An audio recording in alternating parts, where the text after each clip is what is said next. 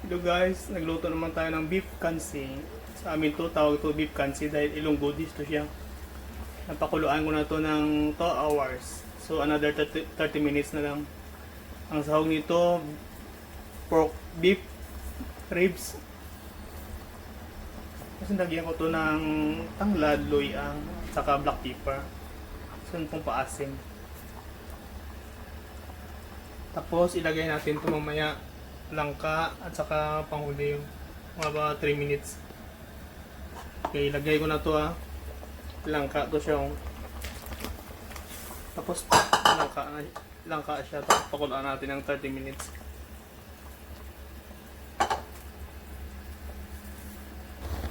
Tapos ito siya, wag lang natin takpan dahil umiitim ang ang jackfruit.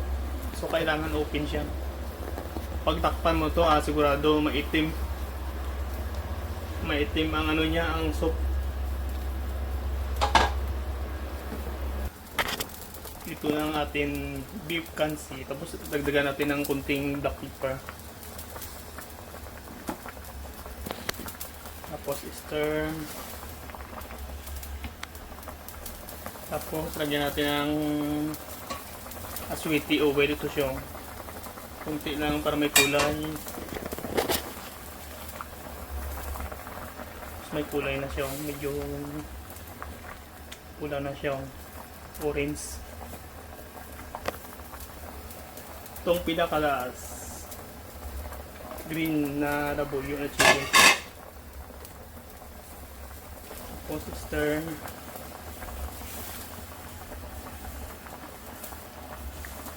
Masarap to. Ano siya, luto na beef kansi. Pakulo natin to 2 hours, 30 minutes.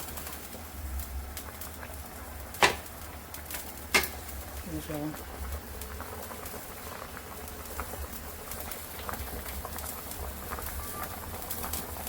Ang ganda ng amoy nyo.